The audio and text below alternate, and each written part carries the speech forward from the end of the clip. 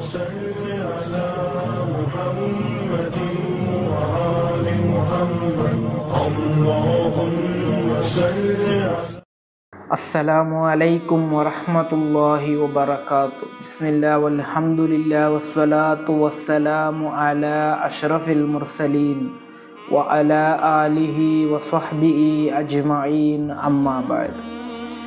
ಶರೀರದಲ್ಲಿ ಎಲ್ಲಾದರೂ ನೋವಿದ್ದರೆ ಇದನ್ನೊಮ್ಮೆ ಕೇಳಿದರೆ ಸಾಕು, ಇಲ್ಲಿದೆ ಶಾಶ್ವತ ಪರಿಹಾರ.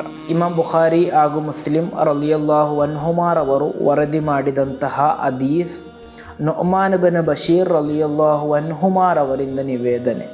ಕಾಲ ಮಹಾನರು ಹೇಳುತ್ತಾರೆ, ಕಾಲ ರಸೂಲುಲ್ಲಾಹಿ ಸ್ವಲ್ಲಲ್ಲಾಹು ಅಲೈಹಿ ವಸಲ್ಲಂ, ಪ್ರವಾದಿ ಸ್ವಲ್ಲಲ್ಲಾಹು ಅಲೈಹಿ ವಸಲ್ಲಮರು ಹೇಳಿದರು, ಮಸಲುಲ್ ಮುಅ್ಮಿನೀನ ಫಿ ತವಾದ್ದಿಹಿಂ ವ ತರಾಹುಮಿಹಿಂ ವ ತಆತುಫಿಹಿಂ ಮಸಲುಲ್ ಜಸದಿ ಇದಾ ಇಶ್ತಕಾ ಮಿನ್ಹು ಉಳುವನ್ ತದಾಅ ಲಹು ಸಾಯಿರುಲ್ ಜಸದಿ ಬಿಸ್ಸಹರಿ ವಲ್ ಹುಮ್ಮಾ.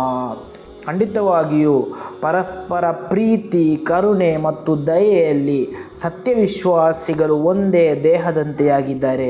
ದೇಹದ ಒಂದು ಭಾಗ ರೋಗ ಪೀಡಿತವಾದರೆ ಇತರ ಭಾಗಗಳೆಲ್ಲವೂ ನಿದ್ದೆಗೆಟ್ಟು ರೋಧಿಸಿ ಅದಕ್ಕಾಗಿ ಕಷ್ಟಪಡುತ್ತದೆ ಎಂದು.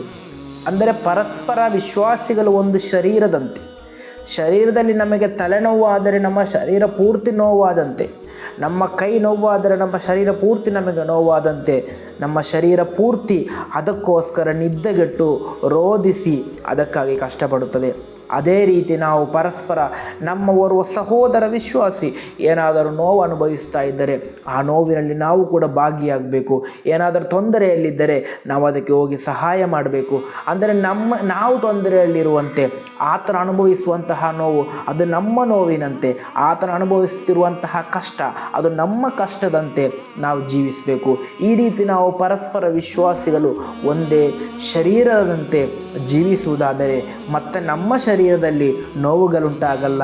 ಅಂದರೆ ನಮ್ಮ ಶರೀರಕ್ಕೆ ಮತ್ತೆ ದುಃಖಗಳು ಬರಲ್ಲ, ಕಷ್ಟಗಳು ಬರಲ್ಲ, ಸಂಕಷ್ಟಗಳು ಬರಲ್ಲ. ಈಗೆಲ್ಲರಿಗೂ ಕೂಡ ತಲೆಬರಹ ಅರ್ಥವಾಗಿದೆ ಎಂದು ನಾನು ಭಾವಿಸ್ತೇನೆ. ಅಲ್ಲಾಹನು ಪರಸ್ಪರ ವಿಶ್ವಾಸಿಗಳು ಒಂದು ಶರೀರದಂತೆ ಜೀವಿಸಲು ನಮಗೆ ತೌಫೀಕ್ ನೀಡಿ ಅನುಗ್ರಹಿಸಲಿ. ಅಸ್ಸಲಾಮು ಅಲೈಕುಂ ವರಹಮತುಲ್ಲಾಹಿ ವಬರಕಾತು.